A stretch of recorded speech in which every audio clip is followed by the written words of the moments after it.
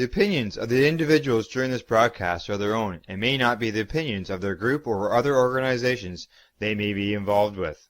You're listening to the Pace Radio Network here at paceradio.net. Open your eyes.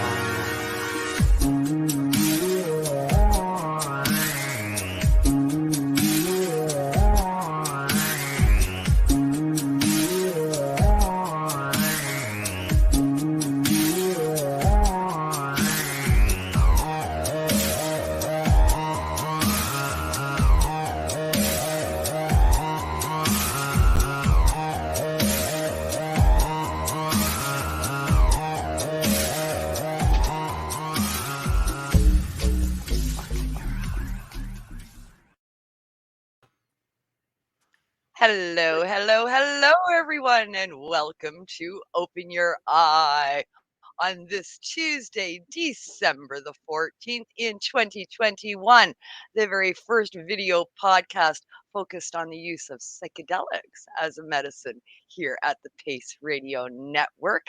And I'm joined by my joint host, my lovely joint host, as always, Miss Cindy Howell. How's it going, Cindy? I'm really pretty awesome. How are you doing, Kim? I'm doing all right. Busy day in the neighborhood for me today, running all over up north and getting stuff done and racing back to get our video podcast ready to go. Yeah, it's been a busy day. How's things in Nova Scotia? Things were cold today in Nova Scotia, but busy as well. I was, getting prepared for the holidays and doing some baking and doing some infusing and all that fun stuff. Yeah, all the fun stuff. It is that time of year, right? Everybody seems to be really, really busy right now, getting ready for the holidays and doing stuff. I know a lot of people are doing homemade gifts. Myself as well. I'm included in those. A lot of people giving away, stuff that we make at home. A lot of baked goods and a lot of infused goodies. Well, that's good because you have my address, right? Yeah. Absolutely, I do.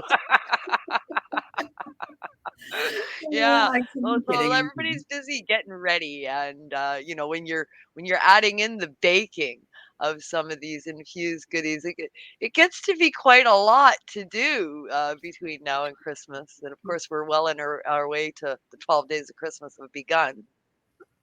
Yes, they have. Golly gosh. Hi, Carolyn. Yeah, we're on what? This is day 2 today? Second day of Christmas? Yeah, day 2. Second day of Christmas today. Yeah. And so we're into it now. The countdown is on and people are scrambling to get ready for the holidays. And it's a nice time of year where most people are smiling and you've got something to be happy about. And that's a good thing for sure. Absolutely. Yeah. Absolutely. Well, we've got a really exciting guest this week as well. I'm very excited to have this person on for sure.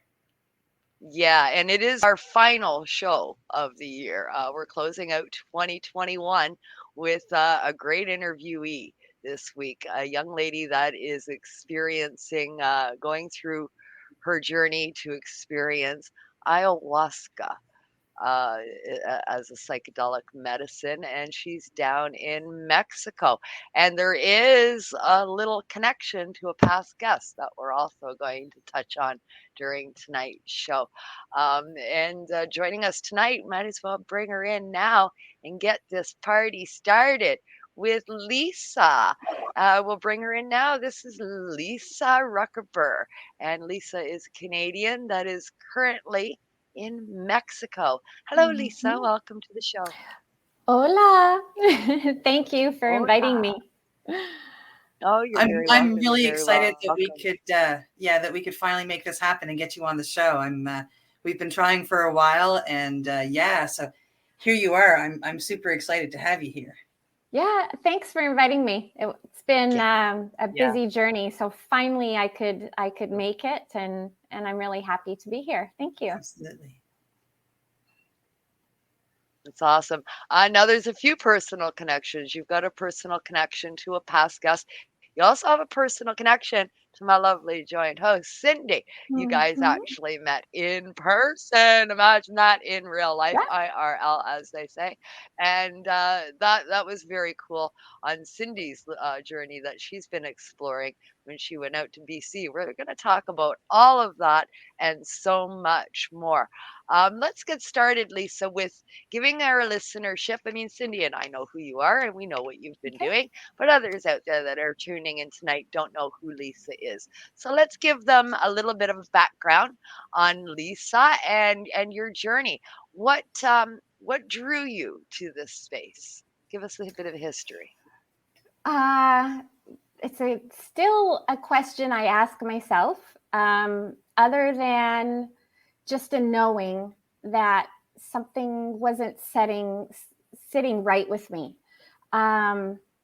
I, throughout my teenage years and 20s, I did dabble in marijuana. I had a couple of bad car accidents. I used it for helping me to sleep. But mostly, I think it's been more of a spiritual search. And people who meet me here say that I am on a search. So something hasn't sat right with me, a feeling that there's something more, or that I was even on the wrong path. And looking at my history, I can probably confirm that, yeah, I've been on the wrong path. So this search brought me to Mexico.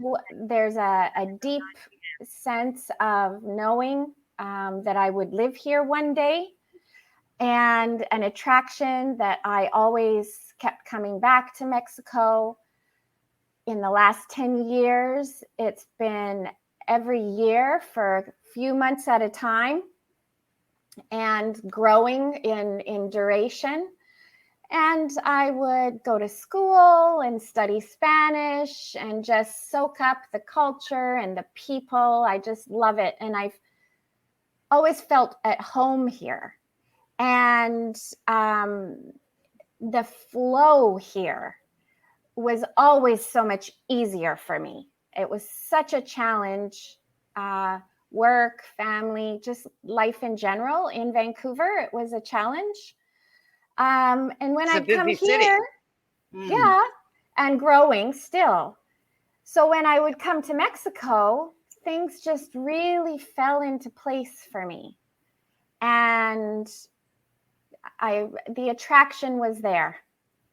So I want to back you up just a little bit. I want to revisit something that you just said that I found very cool.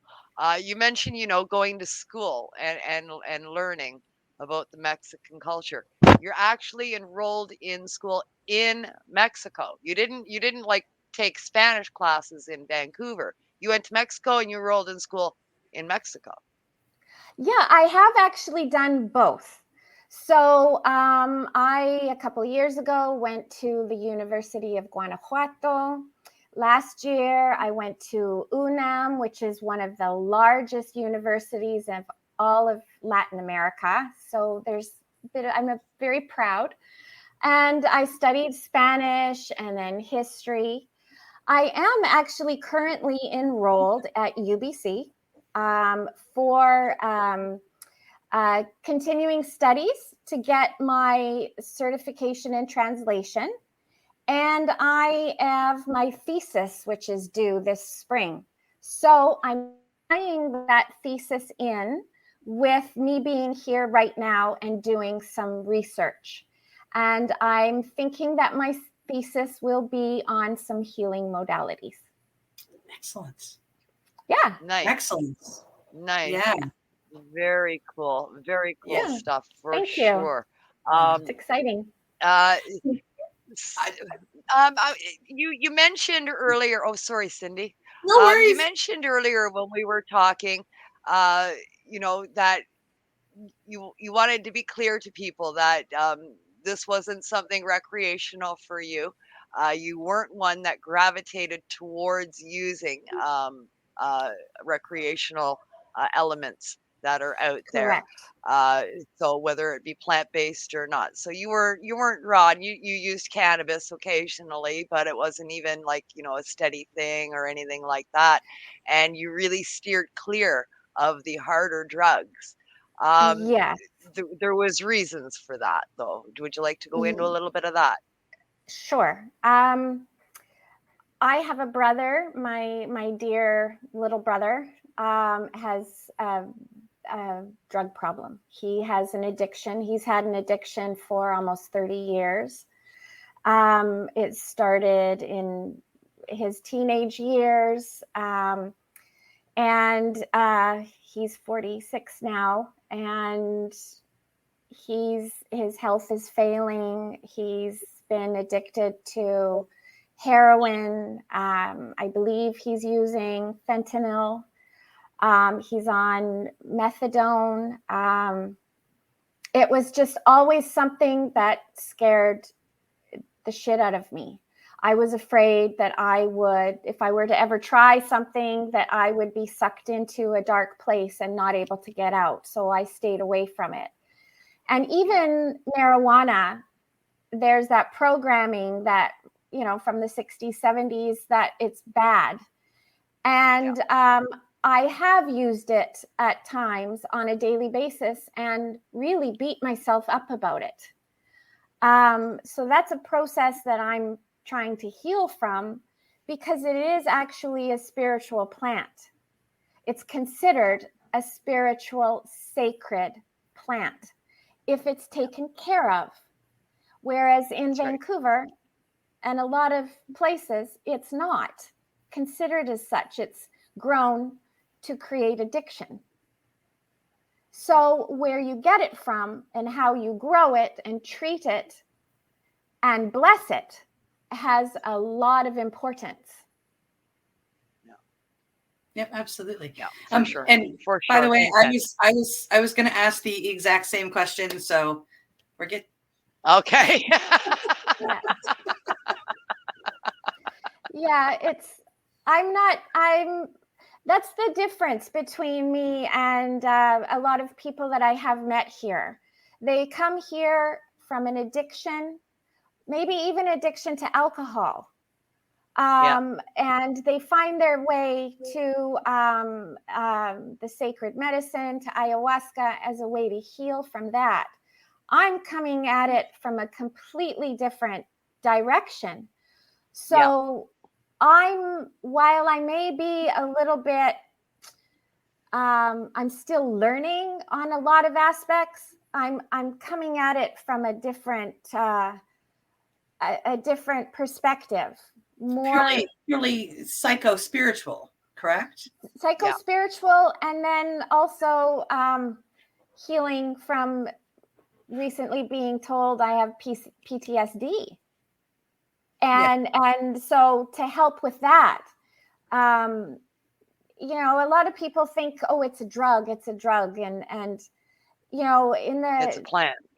In the dictionary, though, the definition of a drug is any substance that is used in treatment, cure, prevention, or diagnosis of dis-ease.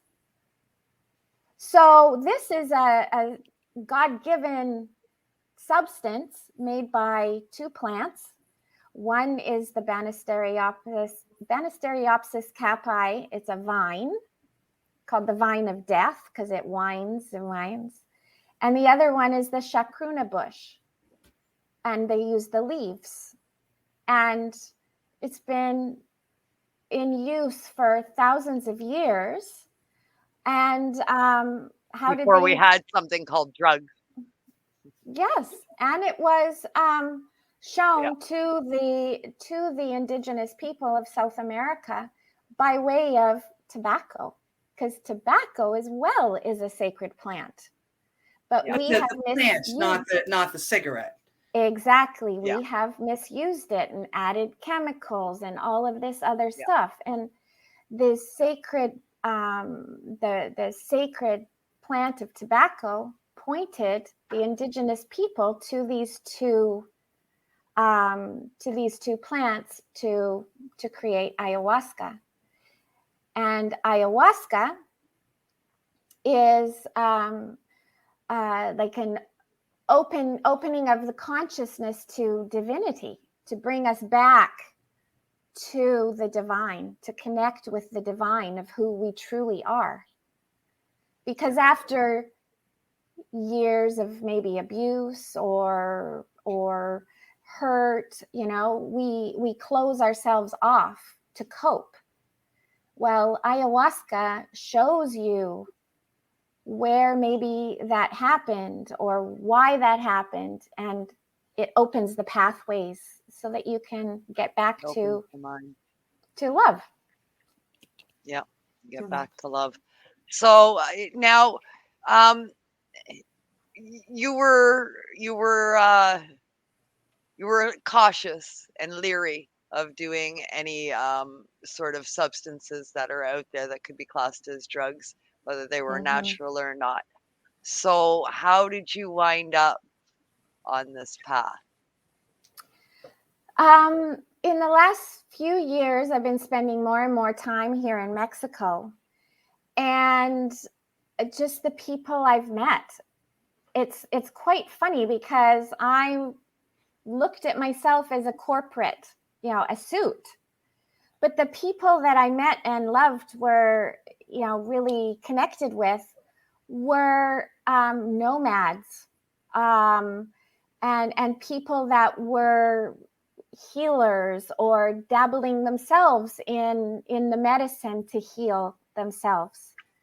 So I heard about it. I started researching it.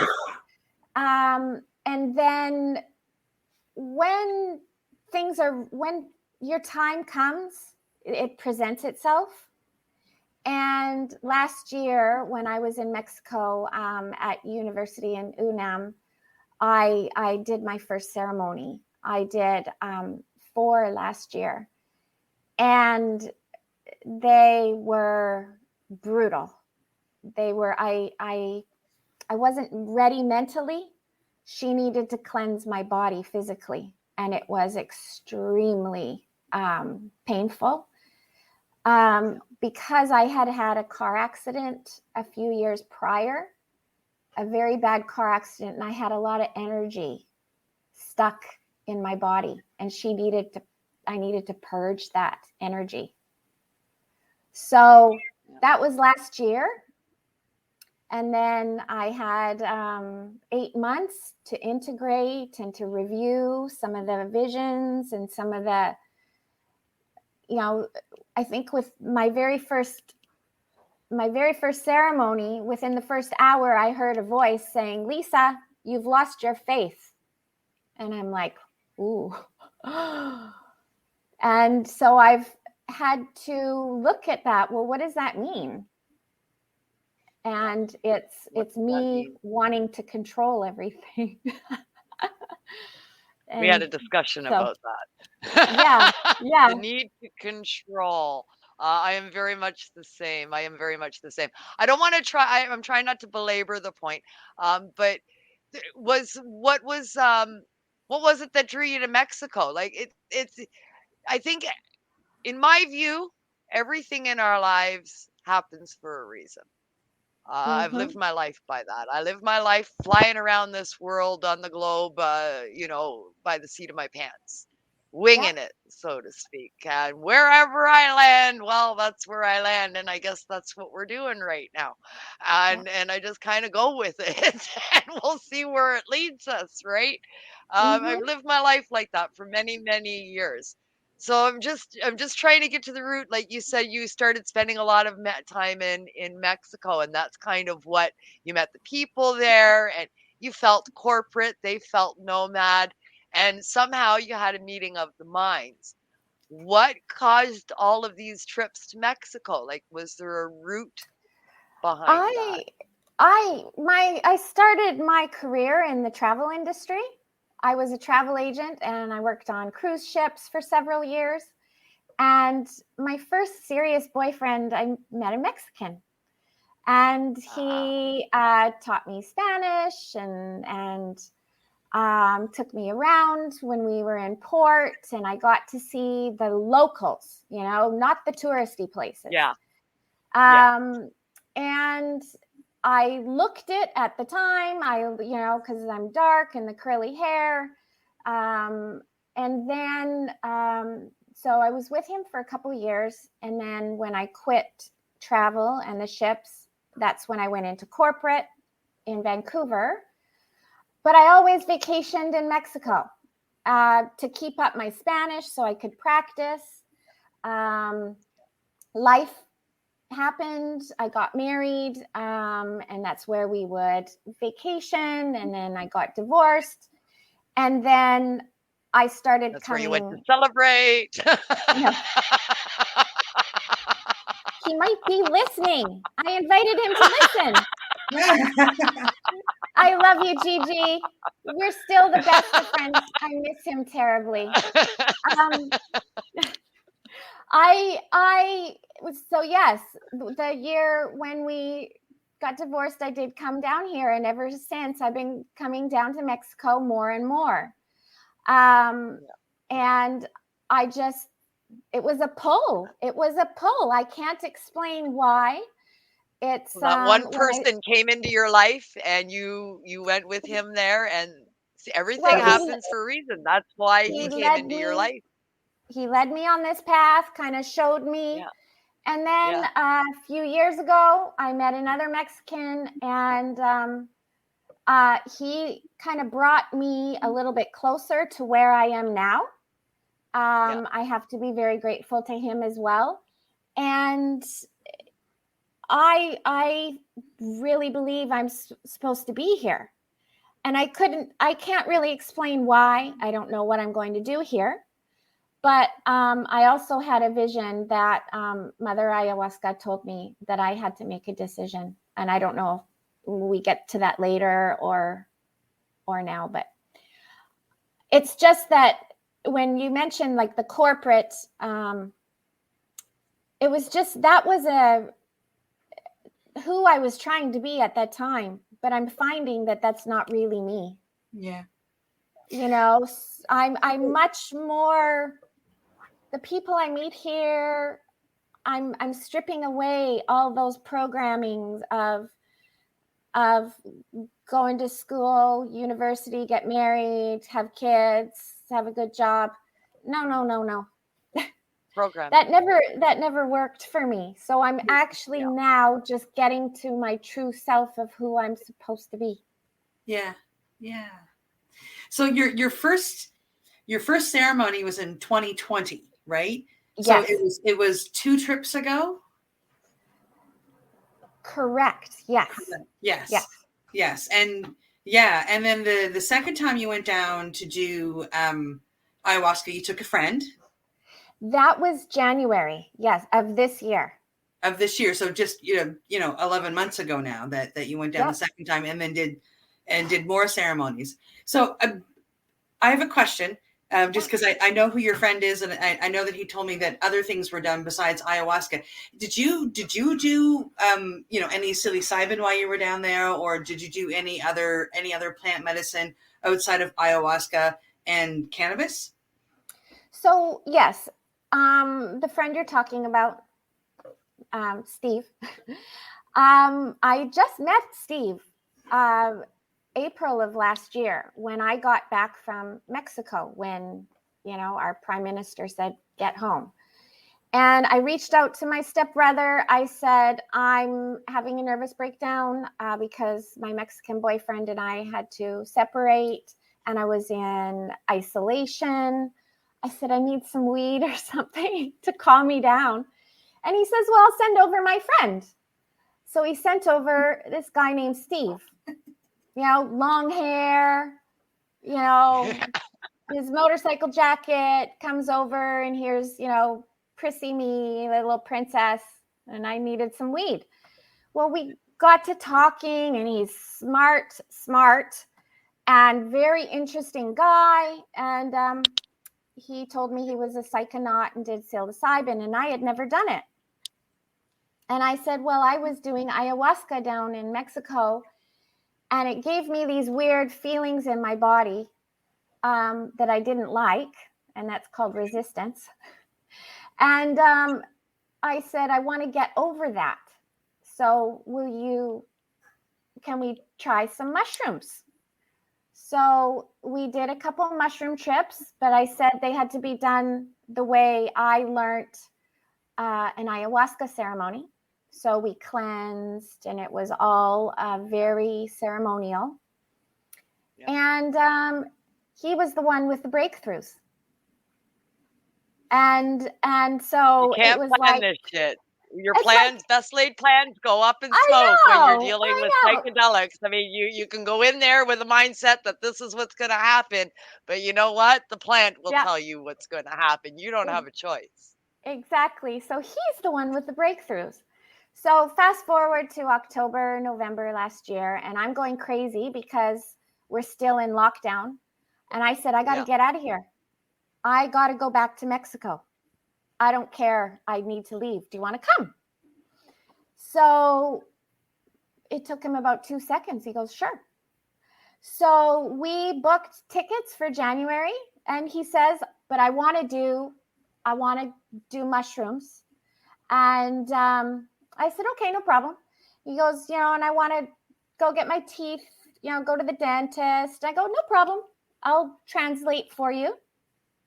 So we had these deals, like I helped him with certain things, and he wanted to do certain things. And he says, and I also want to do ayahuasca. I said, no problem, because I'll do it again. So we started on a little healing journey, because I also had a broken foot. So I was doing physio down here. It was a complete love yourself journey. Yeah. We took care of each other. Whoever got up first put on the coffee. It was we're fantastic roommates and friends and travel partners and and mirrors for Yes, each other. So we got to really see each other's behavior. And he's looking at me like, this chick's got PTSD. And he was talking to me about stuff, just filling my head with information. And I'm like, what the hell are you telling me this for? And then when we got home, I actually got officially diagnosed with PTSD. And that's another story. So remind me to tell you. All right. I will do that. We'll double back to that. So, I mean, we meet people for a reason. People come into our lives for a reason. No, meeting somebody is never an accident. We're connected on a spiritual level. And I think Cindy said this best one day in one of our shows, up on the sort of the spirit plane and the higher realms, we've already met up there. Yeah. Now it's time to come down and tell the body that this is what's happening.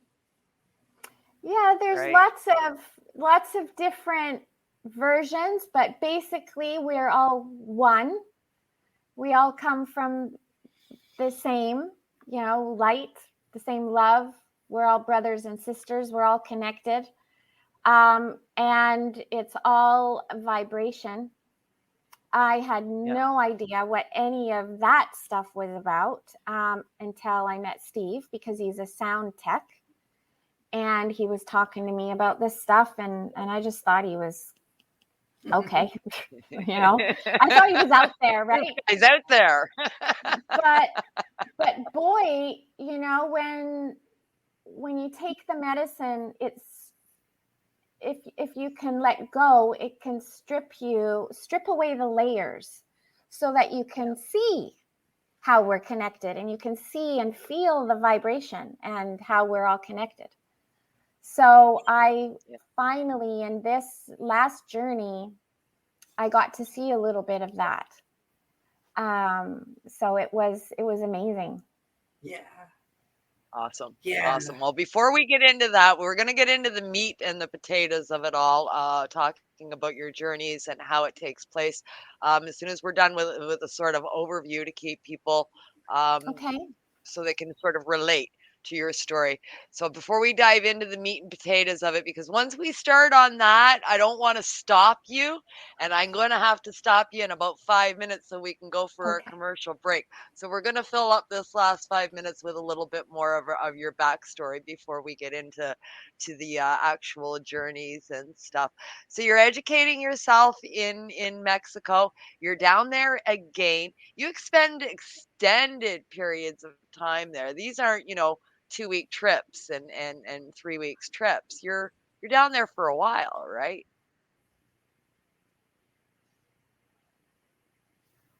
Oh, she froze. I'm frozen. She's frozen. She's frozen. She froze. She's frozen. She'll be back with us in a moment. She'll be back in a couple of seconds. We'll let her get sorted out and let her internet. No, don't forget, folks. I mean, we are on this live, and she is calling us in from Mexico. It's a fair piece away. She's gone back out now, and she will relog back in, and we will add her back into the feed as soon as she arrives back. And hello to all of the people that are in the house joining us this fine evening. Looks like Lisa's on her way back in. And there she is. She's back. So you're there for extended periods of time, right? It's not 2 weeks. I didn't realize that my computer wasn't plugged in and it died. My apologies. No worries. It's all good. I'm good now. It's all good. We got you back. Yes. Yes, you are. Yes, you are. So how long is your trip down there this time? Have you got a plan for how long you're staying, or are you flying by the seat of your pants? Do you have an idea? It's like, we're not talking about 2 weeks here, right? Actually, I've left Canada. I have no idea when I'll be back. There you go. Yes, this is a permanent move. And I've heard this coming from a lot of people, especially recently. We know several people that winter in Mexico and other places in the South. But extended periods of time are happening in Mexico. It seems to be an exciting place to be. Legalization is happening there. And, there's a bit of an economic boom going on because of that as well. New eyes looking at this. Mm-hmm. To be honest, it feels almost like the 50s or 60s or 70s. There is so much opportunity here. And people are coming in droves. Canadians, Americans leaving their country that aren't in agreement with what's happening. They're coming here because it's free. It's a free country right now. So there's a lot of opportunity. And where I am, I'm in Quintana Roo,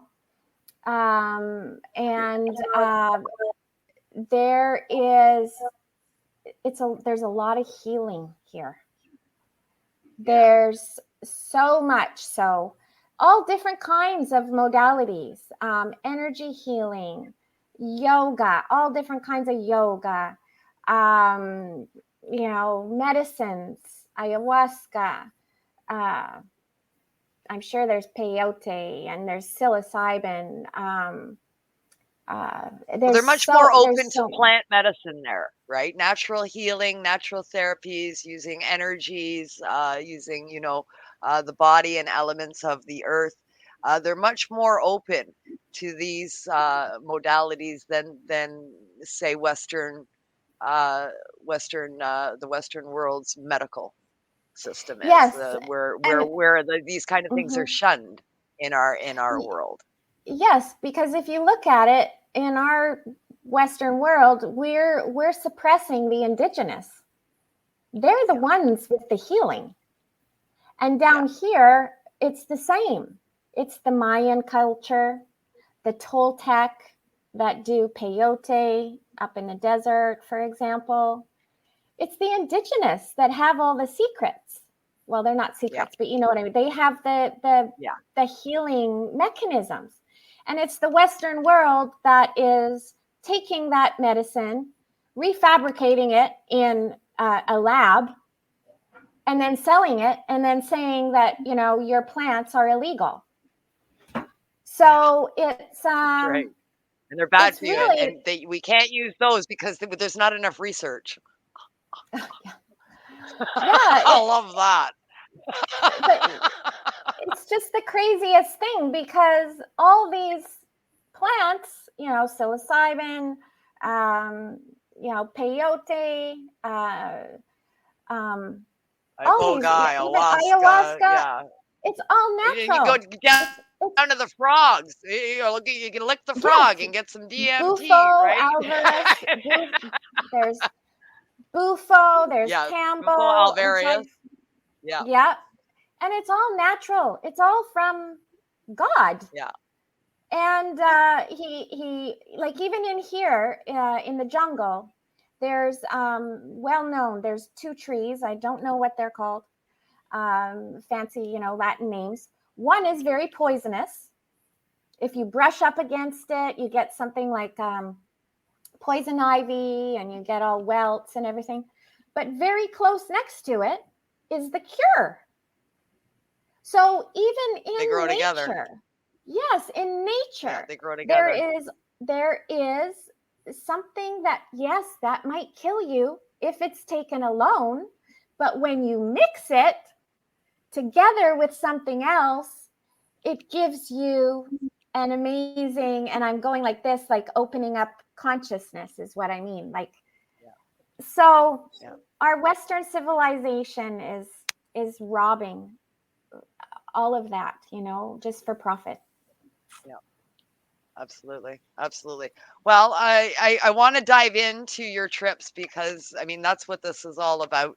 And, you know, with Western civilization being robbed of it all, many people here in North America they sadly do not have a clue. So we're going to learn from you and other guests that we have on this show. But first, we got to pay some bills. It's medication time. Okay. I think so. It's time to medicate. We're going to hear from some of our sponsors, and then Cindy and I will be back after the break. You're listening and watching Open Your Eye here on the Pace Radio Network at paceradio.net. And we will be back in about 4.5 minutes. See you then. Sounds good. Thanks.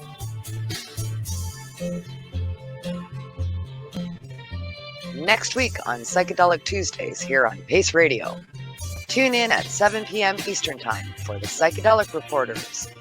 Bufo Alvarius is scouring the newswires for stories being reported in mainstream media on the psychedelic front, and passing them on to joint host Cindy Howell and me, Kim Cooper, so we can bring them to you, our listeners, in this 60-minute video news podcast. Join us on Psychedelic Tuesdays each week at 7 p.m. Eastern Time for all your news and information from the world of psychedelic medicine. Hey man, Psychedelic Tuesdays at 7 p.m. here on paceradio.net. You're listening to the Pace Radio Network here at paceradio.net. At Legacy 420, we believe in being different. Experience the difference of quality control. Our labs provide tested formulations for all of our products. Experience the difference in trust. Our customers can trust that we are following up-to-date COVID precautions for their safety. Experience the difference in accessibility. We're open 7 days a week. Please visit our website, legacy420.com, or contact us for curbside pickup as well as nationwide mail order shipping. Legacy 420 values overall wellness. Come and experience the difference of Legacy 420. Did you know that the Pace Radio Network isn't just a radio network? That's right, because most, but not all of our programming is now done via video and is then podcasted at paceradio.net. So if you want to watch our programming, you'll find us on the Pace Radio Network's Facebook page, plus the show's own page, and you'll find us live on the network's YouTube channel. And don't forget, you can find it all, video and audio, at paceradio.net.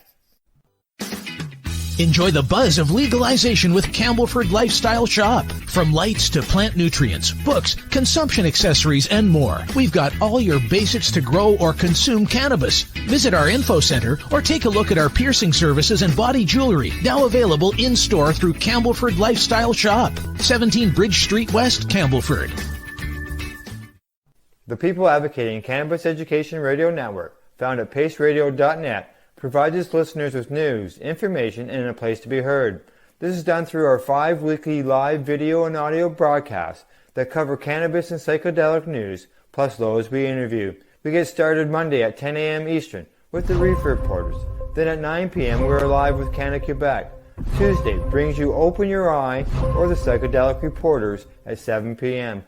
Wednesday at 8, we are live with the Pace Radio Show. But we're not done yet, because on Thursday, the Reefer Reporters return with another Reefer Report. Meanwhile, once a month, Thursdays bring you the Grassroots Advocate, the Pace Radio Network's audio magazine. All these shows, plus more, are found right here on paceradio.net.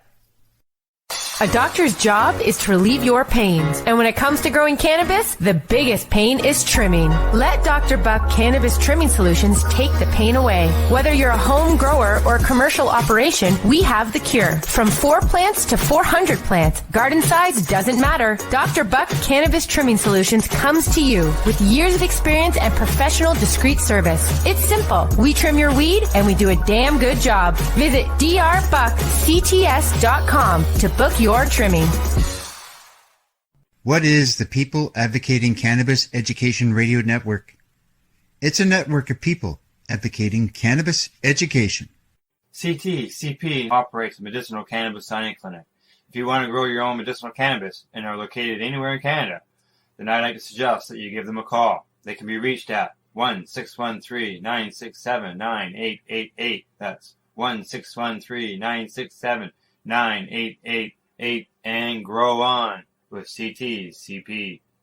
Who has huge buds? You do. If you shop at BMA Hydroponics, attend one of BMA's educational seminars and learn the secrets of growing, harvesting, processing, and consuming quality cannabis and cannabis products. Learn how to make better extracts, edibles, and medicinal creams at prices you can afford. Visit BMA Hydroponics at 404 Maitland Drive, Belleville, or call 613-967-9888. The only way to go.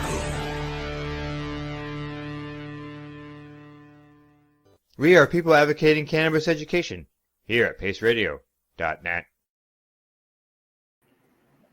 And we're back. Oh, and I'm a bit smoky. I just did a big hot stab. Just a little bit smoky. A little bit smoke going on in the house. We're back from our medication session here at Open Your Eye. You smell that, Cindy? I do.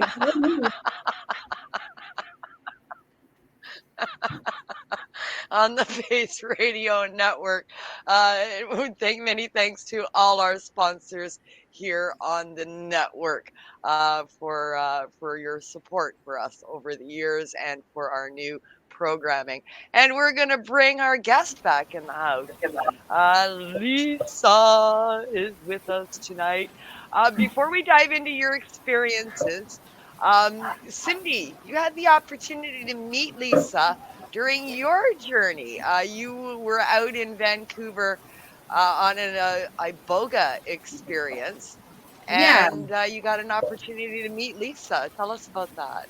Well, when I went out there, of course, after watching the documentaries that I watched, I've been bound and determined. I'm going to meet everybody out of those films. It's part of my healing journey. I mean, everybody involved is somebody that helped inspire me. I'm on my way to meeting a lot of them, and Steve was one of them. And so, we chatted back and forth when he was in Mexico, and he came on the show. Well, he tried to come on the show from Mexico. We fought, vigorously with the internet. But I got a hold of him. We had plans to meet after my iboga ceremony, and we were going to, talk and compare ceremonies and have a grand time. So it just so happened when he was on his way to meet me at the cafe, Lisa called him, and she said, "What are you up to?" And she said, "Well, can I come?" Once she found out that he was off to meet the girl from Nova Scotia that interviewed him, and that was it. We met, and we sat there. We had a great conversation. We had a lot of conversation that we did here, about your you weren't smoking a lot of cannabis at that time. You were only eating it for sleep, and we had a great conversation at the New Amsterdam and a great visit, Mm-hmm. Yeah, it was so fantastic. Yeah, it was, it was serendipitous, really. Don't know why, I can't remember why I was downtown, but he was literally 2 blocks away, and we just met up and went to meet you. So it was meant to be. Absolutely. Yeah. Absolutely. Yeah. Everybody comes into our lives for a reason. I mean, I hold that near and dear. I live by that philosophy. If somebody has come into your life, there's a reason for it. You may not be transparent at the time, but it will become so over time, for sure. And here we are today, the three of us chatting about your journeys with ayahuasca. Now, there's adages out there to explain the differences. A lot of people are asking me, and Cindy, many times, what's the difference between ayahuasca and iboga, because they're considered, I guess, two of the heavy hitters in this realm. So the way it's been explained to me is that iboga is like the father figure and ayahuasca is the mother, but they are both very similar in the treatments that they produce, but they go about it in slightly different manners. So we've learned lots about iboga from Cindy and ibogaine. So how has it been meeting up with Mother Ayahuasca, or Mother Aya is what a past guest has called her. And even abuelita, the abuela, that's the grandmother. So everybody has a different experience, and everybody's experience is different. So I have had 14. I have sat 14 times with Mother Aya. And this is in 2 years. In 2 years. You've only been doing this for 2 years. Yes. So last year I did it 4 times. And then in March, April with Steve, we sat 5 times in a 6-week period. And then I just sat 5 more times, but in a 3-week period. So, so it's different for everyone. Last year, in March, April, when Steve and I, we did the retreats here in the Yucatan. It was the real experience. We were out in the jungle, and out in the jungle during the daytime ceremonies, and in a maloka at nighttime, which is kind of like an open air temple. And that's at nighttime. The daytime ones are much stronger because of the sun. It tends to make the medicine more powerful. Really? I thought it would have been the other way around. No, the facilitators say when you're out in the sun, it makes the medicine a lot more powerful. And also the energy. You've got the sounds, you've got the monkeys, you've got the birds, and the wind. Oh my gosh, they are playing instruments, and it's almost like the wind and everything is all come together as an orchestra. And then when they stop, it's almost like the sound is deafening, and it causes purging of all kinds. It is very, very intense. And I just happened to sit myself beside a tree on my right side, not knowing that trees are masculine. I needed some masculine energy to hold me up. And the one daytime ceremony that I had, Mother Ayahuasca showed me that living back and forth between Canada and Mexico, if I continued, I would get ill. I would get sick. It wasn't any words she told me. She showed me in a vision. I was shaking. I was stuck between two dimensions, and I don't talk like that. I've never spoken like that before. Stuck between dimensions, like I'm crazy, right? But I saw myself from up above. I was looking down at myself, and I was shaking, and I needed to take another dose of medicine to get through it, because I was so stuck and shaking. And then I was able to purge. And the message that came to me was, I need to make a decision. So when Steve and I got back in May, I sold everything. And here I am. So I took that seriously. Yeah, I took it seriously because it wasn't just a hallucination. It was a message for me. Yeah. So that was quite powerful.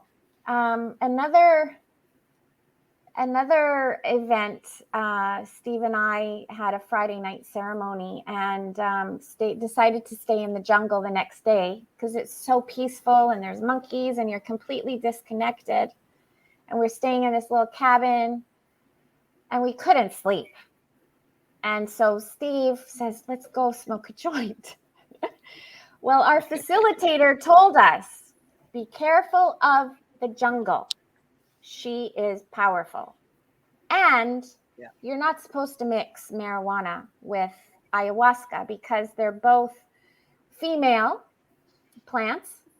And Mother Ayahuasca being the superior, they say that she can be jealous. And besides that, cannabis can cloud things. So that when you do go to do a ceremony, depending on the strain and the person,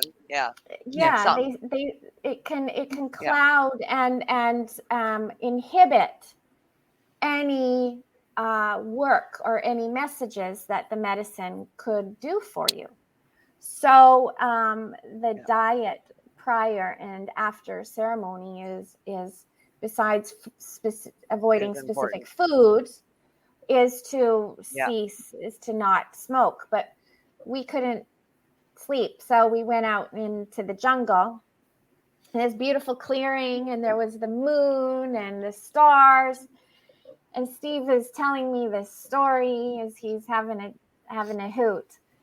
And he told me this story of a realization for him of when he used to get, he'd been jumped a couple times. And he went into a display of how he would protect himself. And in doing so, he triggered in me I had a complete freak out, a complete meltdown. I didn't see him. He was not standing in front of me. It was another man that had hit me when I was a child, that used to beat me. It was his face. So I had a flashback. And that was my first incident of having PTSD come to the surface for me. So I had a complete panic attack, and he had to help calm me down. The next week, we're still here in Mexico. I had another one, and it was just a trigger. It was a couple in the room next door who were having a violent argument, and it brought me back to childhood, and I had another panic attack. And so thanks to Steve, motherfucker. I love him dearly. It made me realize that I have some work to do, some healing. Yeah. In a sense, that's an awakening. But in a sense, that's an awakening. So that was something that was deep inside you and buried. And it took that particular set of circumstances to bring it to the surface. But now, as you say, you have some work to do, but you can do the work. When it's buried, you can't do the work. Right. And when it's buried, you cope and you go around things and you don't realize why you're doing things. It becomes habit. So realizing this, it will help me to realize through more healing that, it made me realize I have avoided a particular kind of man based on this person's looks alone. Yeah. So there has been a whole particular look of a man that I have purposely avoided because of this man that used to hit me. Yeah. And I didn't realize it. A lot of those people could have been very perfectly fine people, but you wouldn't even give them the time of day. Exactly. And so that's a coping mechanism. Yeah. That's what we do. Mm-hmm. And we do it subconsciously. We don't even know that this is happening. Yep. And year after year, you just create habits, and it's patterns.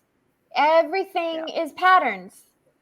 And it's another Steveism, like I'm trying to look at patterns here. And most of them are bad, like they're coping mechanisms. So if we can get to the root of it. Absolutely. So, and ayahuasca is helping you do that. Your studies with it, your studies with the language, the culture, other plant medicines that are going on there. The key for you has been ayahuasca, obviously, with 14 trips in 2 years. That's obviously the key. So when you're on your journeys, the daytime ones are much more intense. I had no idea about that. I honestly thought it would be, how we think darkness equating to, a better trip. For some reason, we always want to, at least for me, we always want to do these things at night. It's like, oh, it's nighttime. I should do this. And, you've got to wait for the sun to come down. I think maybe inherently deep back in the brain somewhere, we're still hiding it. Got to wait till the cover of night before we can do this, right? It may be different for everyone, but I have recognized that when you're in the medicine, if you're going through a process, you can't. I was not able to even open my eyes. Yeah. So even if I were in the daytime, I wouldn't have been able to open my eyes. Right.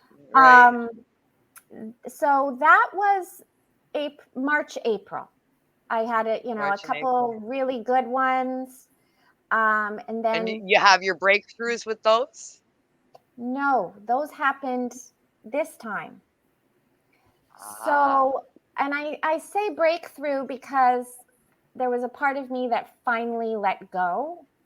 Surrender is a big word you hear. And we talked about that, keeping your big toe on the ground, but it's actually even just accepting that somebody else, there's something bigger. And that happened to me. So this time I've done 5 in 3 weeks. So I did a Friday, Saturday back to back, which was unusual. That was the first time. Yeah. And the first Friday was tough. I couldn't let go. I was trying to force it. I was really trying to force it to the point where I stuck my finger down my throat because I knew something was stuck and I couldn't get it out. So that was Friday. And my message is nothing works when you try to force it. Yeah. Nothing works in life if you force it. Not when you try It's to force it. It's got to all be about flow. So that was my message on Friday. Saturday, I sat there in lotus position and I said, okay, I'm going to do this. I had my mantra to let go. And it was the most bizarre thing. Mother Ayahuasca, I was deconstructed. It was deconstructing Lisa. My head was picked apart and these big eyeballs were looking at me over here, and parts of my head and my brain was all taken apart in kind of like Lego pieces, like. And then later on, I needed to purge, so I went to the bathroom and I was sitting there, and I kind of went into another trance, and she showed me some personality traits that I have. And she showed me in examples. And then I was able to say, oh, that's Lisa being a perfectionist.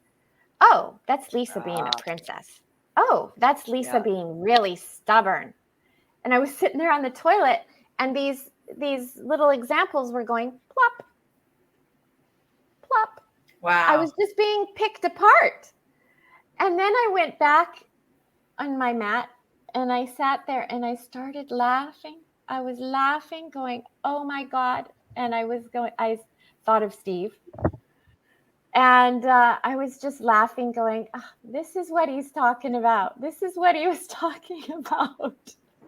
I get it. I was laughing my head off because I was completely picked apart. So that was one breakthrough. And then the next weekend, it was again, Friday was tough. And Saturday was my next breakthrough. And this one really hit home.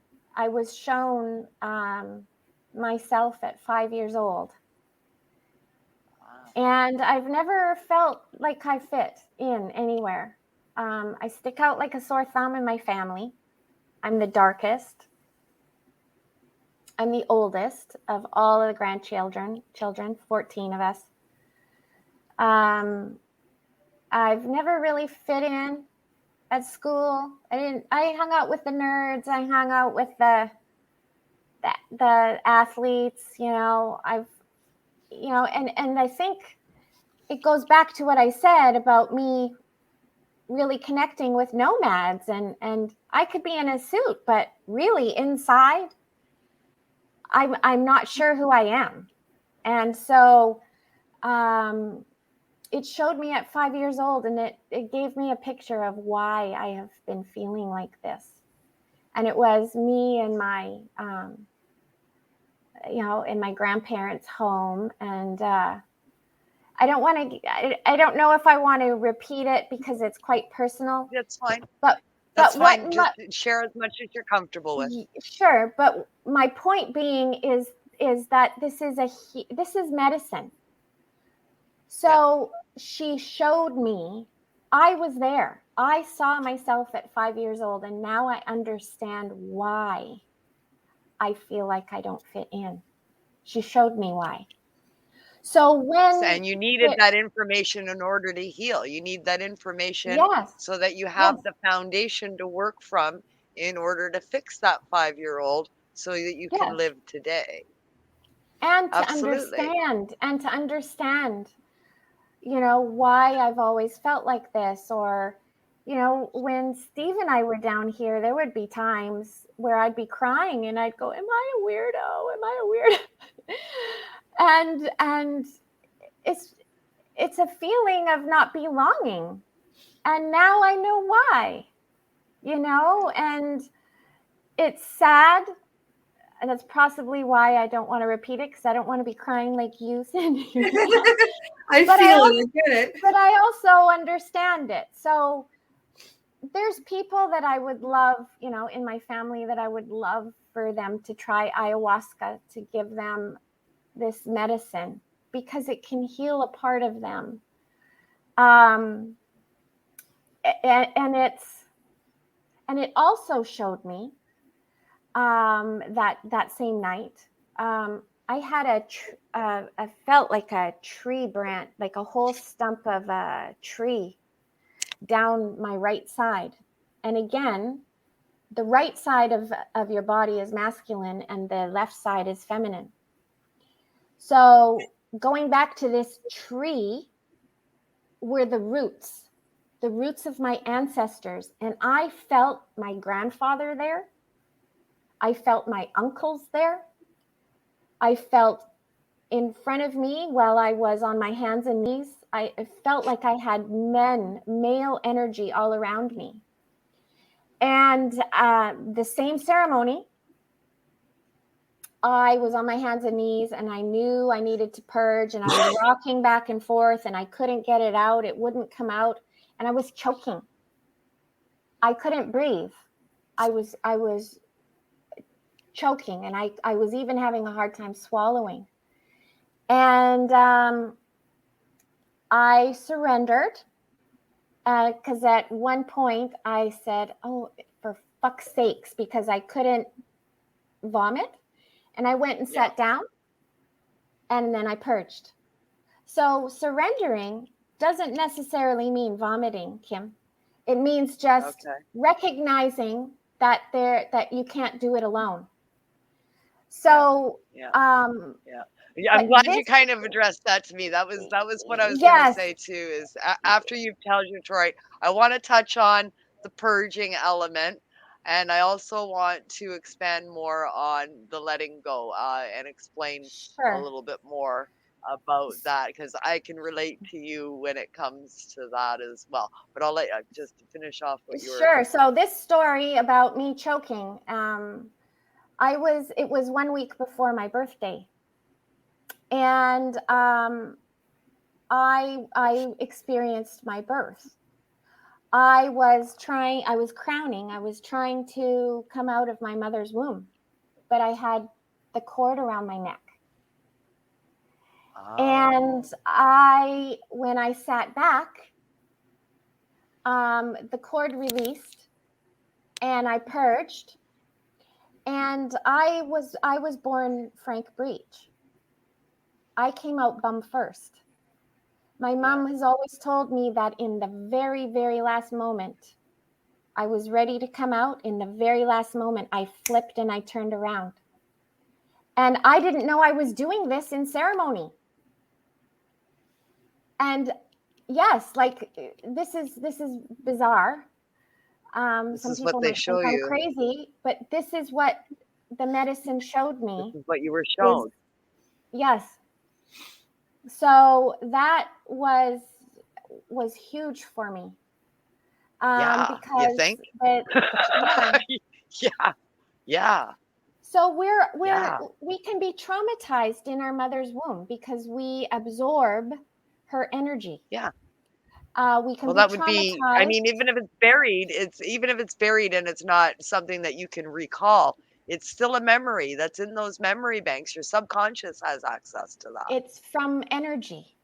Its energy is transmitted. It's, by osmosis. I picked it up, and my mother's energy, and something, maybe she was scared or something, or you can even look at it that if I had gone head first, maybe I wouldn't have made it. And in the last moment I knew. So I sat back and I flipped. Self-preservation from within the womb. Yes. There's a determined lady. So we do pick up on energy and trauma when we're in the womb as well. So this medicine helps us to recognize, to realize, to maybe see, so that we have compassion for others, and in the end, love. Like so many people that are angry or that have resentments, or, you know, they need the medicine because they're only there's a lot seeing of it hate out maybe there. from one. Yeah. So. Yeah, there's a lot of hate out there. That's for sure. That's for sure. We'll talk about purging in a second. Letting go is extremely important to the journey, and people like me, Absolutely. people like you, and you were unaware of this. Myself, I'm fully aware that I am like this. That's the one big divergence that you and I have, is you were adverse to the recreational scene, where I gravitated towards the recreational scene growing up. But growing up in the 70s and the 80s, I was in my 20s in the 80s and my teens in the 70s. We had access to a lot of different stuff back in those days, and there was literally no reins on anybody back then. It was free life and free living and free love and free everything, and free your mind and free your body and free your spirit, and you consumed whatever was around at that particular moment to get you there. And there was a lot around. So, I mean, I've tried pretty much everything. I think there's not much out there that I haven't experienced at one time or another. And myself, like you, even in the recreational days when I was doing it on purpose because I wanted to get high, I could never let go. And it didn't matter what I've done from A to Z. There's always one toe. I'd be flying high up here, but I'll tell you, there's a fingernail, a toenail that's growing out of my foot to let me get higher. But that toenail is not leaving the ground. Right. Okay, there's something connected to the ground at all times. And that's a problem with this kind of stuff, right? In my experience, it has brought on physical discomfort because you're staying in your form. You want to stay in your body. And the whole idea of ayahuasca, of the medicine, is first of all is to feel emotions, because if we store emotions, especially negative ones, the ones that vibrate low, like anger, hate, resentment, envy, jealousy, all that, those are low vibrations. If we store them, it causes disease. So if we have them, which everybody does, we need to release them. We need to, they say, transmute, turn it into something more positive, so that you can, at that point, you purge it, and then this beautiful feeling will come to you, lightness, and it's a cleansing. Purging is a cleansing, and purging isn't just vomiting. So when you look at your senses, you take away your sight. There's smell. So we are smelling things in ceremony, good and bad. We are hearing things, good and, there might be a sound that, like, there were a few sounds at one point that I remember, they just made me sick. And this was a sound. So it must have triggered something deep inside of me from an old memory or something. There's shaking. Steve convulsed for hours. He was shaking. Wow. He never vomited. He shook. And animals do that when they have trauma. And it's to release that energy. Sweating. Sweat. You're hot. You're cold. Sneezing, yawning to get air. You're like constantly, you're trying to get air. And then purging from your mouth and purging from, when you go to the toilet. There's all kinds of purging. So it's not just when somebody says purging, it's not just necessarily you're not hugging a bucket all day. Exactly. Because that's a scary process for a lot of people, me included. A lot of I people gotta hug don't a bucket. I'm out. If it's gonna make me sick, I don't want to do it. The medicine, I didn't want to throw up myself. I'm adverse to throwing up, and the medicine was very kind to me. I threw up once, but both Bufo and Iboga made me sweat profusely. I was, and so to me that was a blessing. I didn't mind the sweating. They had a little AC on me. I was good. Neither spirit medicine, insisted that I throw up. So I was pleased. Yeah. Well, you got to understand as well as we need to sweat to get the toxins out of us. Yes. It's got to leave one way or another. Exactly. Yeah, it's got to leave one way or another. And Kambo is a cleanse of physical cleanse. I also did, actually, I forgot to mention, I did a tobacco cleanse here. And during the tobacco cleanse, I was sweating profusely, even though... Now, in North America, that's not something that people put together. What you just said there here is an oxymoron, all right? Tobacco cleanse? So how is actually, it that these... But it's because we're not talking about cigarettes here. We're talking about a tobacco we're talking about tobacco tea. And you drink a cup, you down the cup, and then you wait a few minutes, and then you drink a bunch of water, and you'll purge. Another cleanse is rapé. Oh my God. We did a rapé with the tobacco cleanse, and that's ground up tobacco that is blown up the nostrils. And I fell over. It was so strong. I fell over, and then I was shaking. I was sweating profusely, and then I did vomit. And then there's this elation. It's out. You got to get all these bad feelings out somehow. Otherwise, it creates disease. And it's a natural way. You can't do it by taking pharmaceuticals. Those are chemicals. Oh, that's for sure. That's for so sure. Why not? There's all this natural stuff, natural modalities down here that can help you. Yeah. I want to talk just a little bit about when you are down there and you're doing this purging. A lot of people that do throw up, it's not just the emotional baggage that you're purging out. It's also physical stuff that's going on, especially those of us that live in North America. Much has to do with your diet before you go.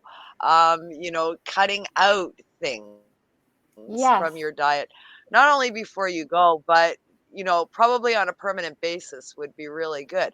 So I know, Cindy, you had a list, right? It was stuff like processed foods, and what was on that list? Processed foods, dairy, meat, sugar. If I had been a smoker, tobacco would have been on it. I mean, any alcohols or drugs or pharmaceuticals. They allowed me cannabis. And it was challenging, but I mean, well worth it, because I think that also helped save me from vomiting. And that was one of my biggest fears going in. Yeah, so clean out before you go is helpful. Yeah, if you can eat clean, they recommend 2 weeks, minimum, say 5 days. Pork is a big one because of the vibration of pork is very, very heavy and low vibration, because pigs eat anything, and they, roll around in their own shit. So pork is a no-no. And if you can cleanse before, it's recommended to continue after. And from last year, my ayahuasca journeys, I quit drinking. I had no longer had any desire to drink alcohol. Yes, I have the odd beer. But it's not wine. a craving that you have. It's not something you No. gravitate towards anymore. No. And that's Yeah, it's not in the a thought beautiful process. That's a beautiful thing. Fantastic. If you have a problem Yeah.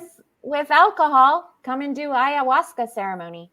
You Yeah. ask her to take away your cravings, and it's a great healer for a lot of ailments. But if I can say the whole when cannabis thing, I couldn't do the whole like quit cannabis thing. I couldn't. For me, cannabis is a medicine. I quit cannabis, my cancer comes back. I start having seizures again. That's not an option. Yeah. Absolutely not. Yeah. But another type of purge is a mental purge. And I had a mental purge this last one. I was feeling like electricity everywhere. It was bizarre. And mental purges can also be, say, if you're stuck in your head on a loop or something and your ego is going. I had a real challenge with my ego. I discovered that I'm quite stubborn. Who would have thought? Who would have thunk it? And I know. And I dug my heels in. And there were times No, I'm not. I'm so stubborn. I'm going to tell you I'm not stubborn. Yeah. There were times when a mental purge is an example of that is maybe thinking of something, and then you will vomit. So it's you might have a bad thought or a thought about getting rid of someone. Exactly. It's getting rid of it. And you were telling me too that like when you use the word vomit or purge, it's not necessarily, you're not spewing every time. Much of the time it's air, some deep-seated bile, small pieces of like stuff like that. So it's not The Exorcist spraying at you here. No. I mean, that's not what's happening, right? In the moment. The head going around in circles.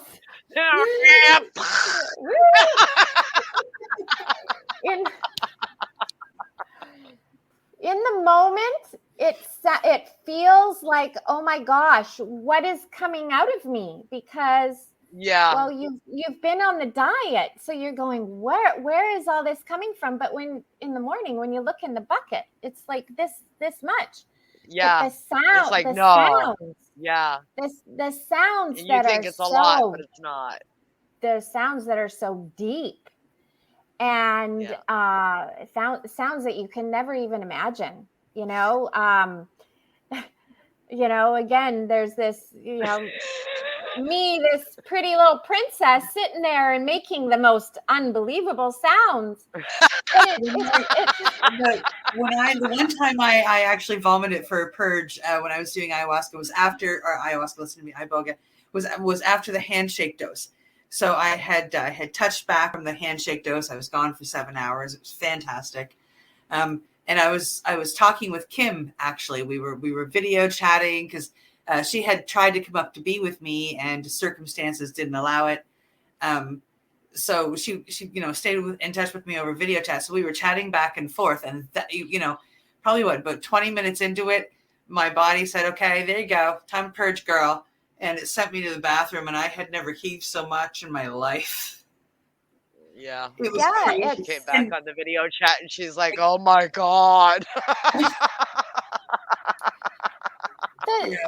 The thing is as we get older, like we mentioned, we cope certain ways. But if you think back can you think back to a time when you were a young child or a teenager and you got so nervous that you vomited or that you got diarrhea, for example? Yeah. You got, say you had to talk in public or something like that. Oh, happened to me all the time. That's a type of purge because of an emotional reaction. Yeah. So, and you know what? I got a whole lot built up. So that terrifies the crap out of me because how much is going to come out? Because, I mean, since I was, the day I was born, I swear to God, it's like, nope, not doing that. So you've got some control issues, Kim. Kim's wants to be in control. And you just can't.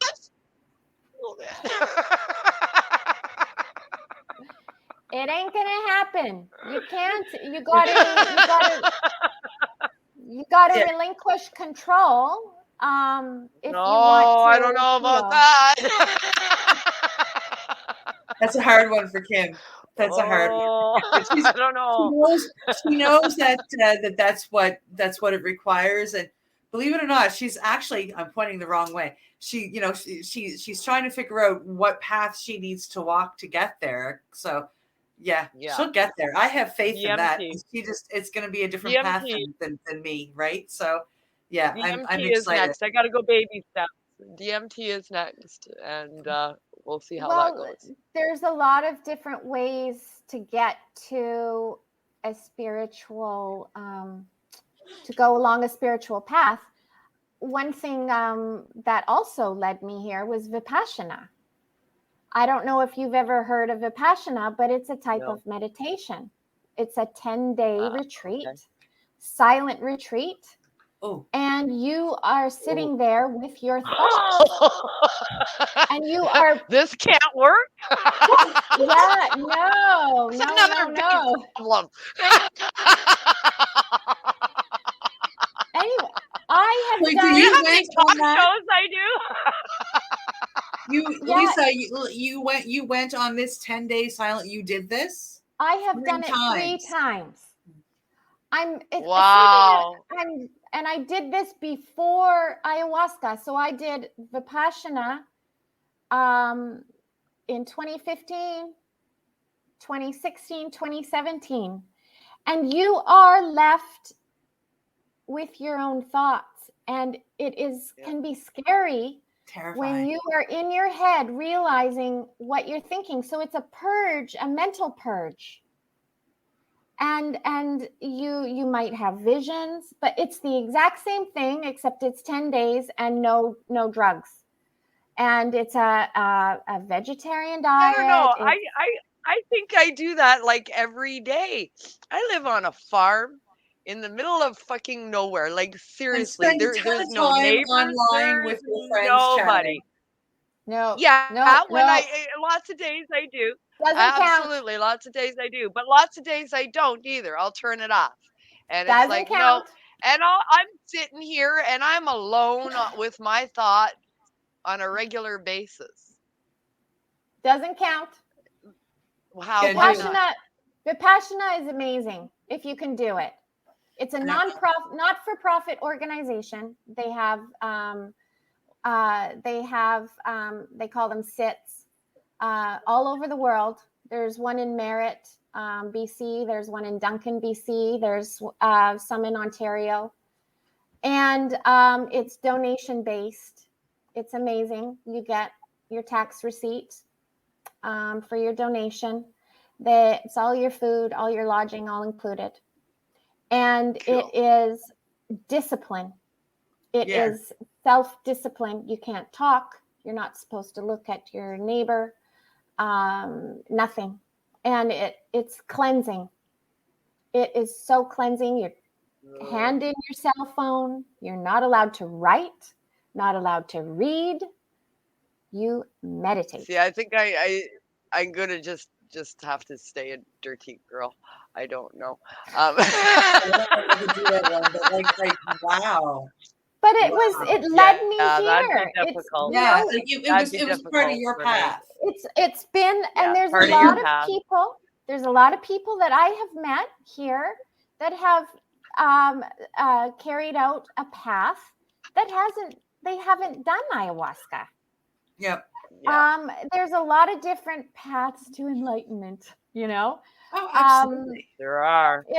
There are. So there are many paths. It's waking up. We're already at the 90-minute mark, but I do want to give you an opportunity to give us an overview. We're going to absolutely have to have you back. You're on this amazing journey down in Mexico. We'll have to see where this leads you in the future.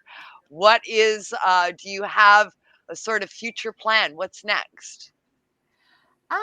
Well, I've been talking with Steve and working with Steve about bringing people down here that are interested in doing a retreat or some personal healing. They would be small, even one-on-one, but customized. So that's what I'm doing here is I'm gathering connections, because there are all different kinds of ceremonies. There's even cacao ceremony, which is all about love. And, Cambo, Bufo, the ayahuasca. So there's all different kinds. It would be customized. I'll be down here until at least June. And I'll be probably open to having people come down and starting in March. They can tell me what they want, and I can be their concierge and go and grab it for them, or set up an itinerary for them. How long does it take to drive to Mexico? About a day, I think. Okay. Only about a day. Yeah, I got a driver's license. We can kind of meet and head down. Yeah. I got the RV. We even have our own hotel on wheels. Yeah, on wheels. Yep. Got our own hotel on wheels. If we're gonna do that, we should get a hold of Steve and get him to come down from the other side and Yeah. We'll converge. We'll converge. Yep. And head on in. Absolutely. And go have a powwow. Meet in the jungle. Meet in the jungle. Yeah, absolutely. Yeah. You can do the ayahuasca. I want Bufo. Bufo. I want it all. I did try it, and I'm not sure I would ever do that again, but I can't wait. I don't know. Yeah, that's up my alley. I'm trying to facilitate. I'm planning on going back for Iboga next October, but I'm trying to facilitate Bufo sometime in the next few months. It was the most powerful, amazing, loving, positive experience of my lifetime. That 48 minutes that I was in the arms of the higher power, wrapped in love. It was, man, I still just start beaming when I think about it, and I get a chance to talk about it. It was the best experience ever. And it was. I found Iboga healing, and Bufo to be teaching. It taught me self-love, and that's something I haven't felt since I was 6. So it's been wonderfully amazing. Yeah, we are born pure and whole and perfect, and then with incidents and things that happen to us, we create these protective mechanisms, and that's how we kind of get away from who we truly are. Yeah. So these medicines are helping us to come back to who we truly are. They are. That's a perfect way to close off the show. Lisa, you've been a fantastic guest, and I appreciate you joining us and telling telling us your story and sharing it with our viewers out there. At this time, I'd like to give you an opportunity for a shout out. If people are interested in speaking to you more, learning more, or maybe taking you up on your offer for a retreat, how do they find you? I've started a Facebook page called Conscious Healing Alternative Travel. So there's only a few posts on there. But that's me, Conscious Healing Alternative Travel, or Lisa Ruckaber at gmail.com. And then if I can give a shout out to my dear friend Steve, miss you, wish you were here. my brother and sister, I love you. And my ex-husband, my best friend, I love you too. And my mom. Thank Awesome. you. Thank you. And Mom. Thanks, Mom. Yeah, I Thanks, miss them. Mom. Always I got to miss get Mom in there. Absolutely. Well, yeah, without Mom, I Absolutely. wouldn't That'd be the here, hardest right? part. Yeah. That's right. That's right. Absolutely. It's been just a great show, and filled with information, and hopefully some people take you up on your offer. Cindy, as always, thank you so much for tonight and putting together So tonight's nice to guest. see you, Cindy. It's good to see you. Nice to meet you, Kim. Awesome. Thank It's you nice for to meet inviting you me. as well. Thank you. Oh, you're very welcome, Lisa. Thank you for joining us today. And of course, to Cindy Howell. And of course, thank you to all of you, our listeners out there, watching us faithfully each and every week on Psychedelic Tuesdays here on the Pace Radio Network. Tonight's show, of course, was Open Your Eye, where we explore the medicinal properties of a variety of psychedelic plants, herb, and fungi. And tonight's focus was on ayahuasca. We hope that we have opened some doors for your curiosity to find out more about the use of psychedelic medicines and to open your eye.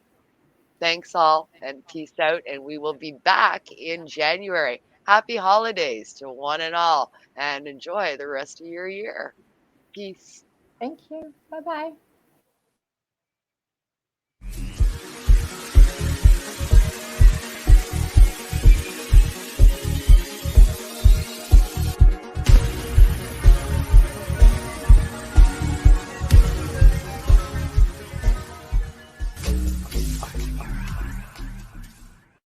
The opinions of the individuals during this broadcast are their own and may not be the opinions of their group or other organizations they may be involved with.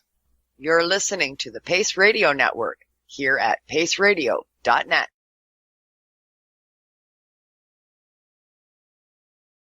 Growing your own vegetables, flowers, or even medicinal plants can be a challenge without the right equipment and proper know-how. At BMA Hydroponics, not only are they your urban horticultural experts and suppliers, but their staff holds the customer's needs paramount to making a sale.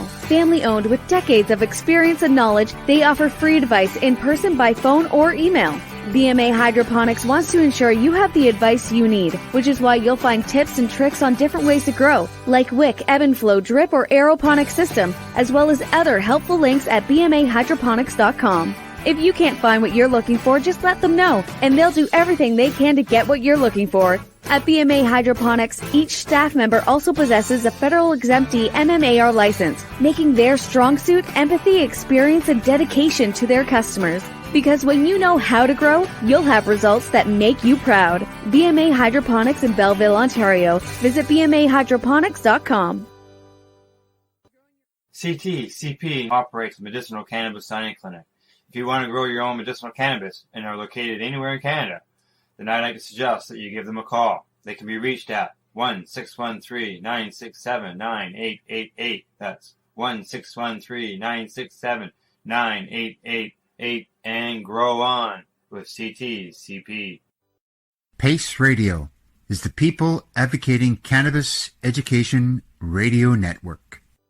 A doctor's job is to relieve your pains. And when it comes to growing cannabis, the biggest pain is trimming. Let Dr. Buck Cannabis Trimming Solutions take the pain away. Whether you're a home grower or a commercial operation, we have the cure. From 4 plants to 400 plants, garden size doesn't matter. Dr. Buck Cannabis Trimming Solutions comes to you with years of experience and professional discreet service. It's simple. We trim your weed and we do a damn good job. Visit drbuckcts.com to book your trimming. Enjoy the buzz of legalization with Campbellford Lifestyle Shop. From lights to plant nutrients, books, consumption accessories, and more, we've got all your basics to grow or consume cannabis. Visit our info center or take a look at our piercing services and body jewelry, now available in-store through Campbellford Lifestyle Shop, 17 Bridge Street West, Campbellford. The People Advocating Cannabis Education Radio Network, found at paceradio.net, provides its listeners with news, information, and a place to be heard.